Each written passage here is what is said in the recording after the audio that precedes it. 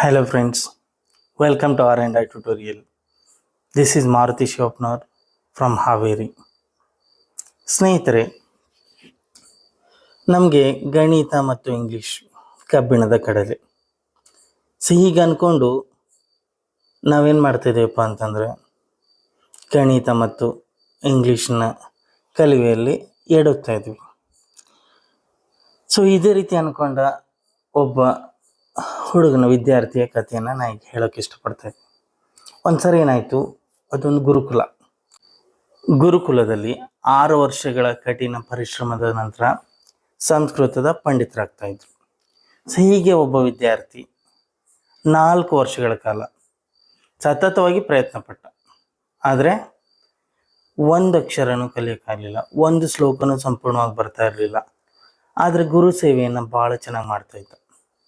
ಆ ಗುರುಗಳು ಅದೇ ದೃಷ್ಟಿಯಲ್ಲಿ ಇಟ್ಕೊಂಡು ಅವನಿಗೆ ಮತ್ತೊಂದು ವರ್ಷ ಶಿಕ್ಷಣ ಕೊಟ್ಟರು. ಈಗ 5 ವರ್ಷ ಆಯಿತು, ಅವನಿಗೆ ಒಂದೊಂದು ಶ್ಲೋಕನೂ ಬರ್ತಾ ಇರಲಿಲ್ಲ.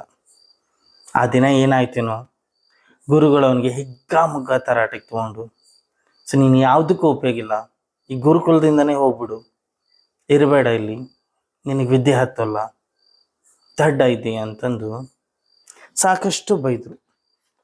ಅದರಿಂದ ಅವನಿಗೆ ಮನಸ್ಸಿಗೆ ತುಂಬ ನೋವಾಯಿತು. ಅಷ್ಟೇ ನೋವು ಗುರುಗಳಿಗೂ ಆಗಿತ್ತು. ಅವತ್ತು ರಾತ್ರಿ ಅವನೇನು ಅಂದ್ಕೊಂಡ, ನಾನು ಇನ್ಮೇಲೆ ಗುರುಕುಲದಲ್ಲಿ ಇರಬಾರ್ದು, ಗುರುಕುಲದಲ್ಲೇನು ಭೂಮಿ ಮೇಲೆ ಇರಬಾರ್ದು ಅಂತ ನಿರ್ಧಾರ ತಗೊಂಡು ರಾತ್ರಿ ಆ ಗುರುಕುಲದಿಂದ ನಿಧಾನಕ್ಕೆ ಎದ್ದು ಹೊರಗೆ ಬಂದು ಕಾಡಲ್ಲಿ ಓಡೋಕ್ಕೆ ಶುರು ಮಾಡ್ದ. ಓಡ್ದ ಅವನಿಗೂ ಮನಸ್ಸಲ್ಲಿ ಭಯ ಇತ್ತು, ಯಾವ ಪ್ರಾಣಿ ಬರುತ್ತೋ ಅಂತ. ಅಂದರೂ ಓಡೋಗಿ ಒಂದು ಹಾಳು ಬಾವಿ ಎದುರಿಗೆ ನಿಂತ್ಕೊಂಡು ಕೊನೆಗೆ ನಿರ್ಧಾರಕ್ಕೆ ಬರ್ತಾನೆ, ಈ ಬಾವಿಯಲ್ಲಿ ಬಿದ್ದು ನಾನು ಸತ್ತೋಗ್ಬಿಡ್ತೀನಿ ಅಂತ. ಇನ್ನೇನು ಹಾರಬೇಕು, ಅವನ್ನ ಒಂದು ಸ್ವಲ್ಪ ಮೇಲೆ ನೋಡ್ತಾನೆ. ಮೇಲೆ ನೋಡಿದ ತಕ್ಷಣ ತನ್ನ ಮನಸ್ಸೊಳಗೆ ನಗ್ತಾನೆ. ನಕ್ಕು ಮತ್ತೆ ವಾಪಸ್ ಬರ್ತಾನೆ ಗುರುಕುಲಕ್ಕೆ.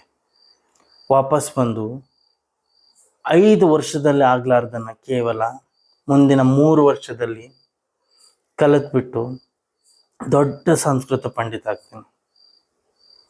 ಎಲ್ಲರಿಗೂ ಆಶ್ಚರ್ಯಪಡಿಸ್ತಾನೆ. ಅವನಂಥದ್ದು ಏನು ನೋಡಿರಬೇಕು? ಏನಿಲ್ಲ ಗೆಳೆಯರೆ, ಅವನೇನು ನೋಡ್ದಪ್ಪ ಅಂತಂದರೆ, ಮೇಲೊಂದು ಕಲ್ಲಿತ್ತು, ಆ ಬಾವಿಯಿಂದ ನೀರು ಜಗ್ಗಕ್ಕೆ ಆ ಕಲ್ಲಿಗೆ ಅಂಟ್ಕೊಂಡು ಒಂದು ಹಗ್ಗ ಇತ್ತು.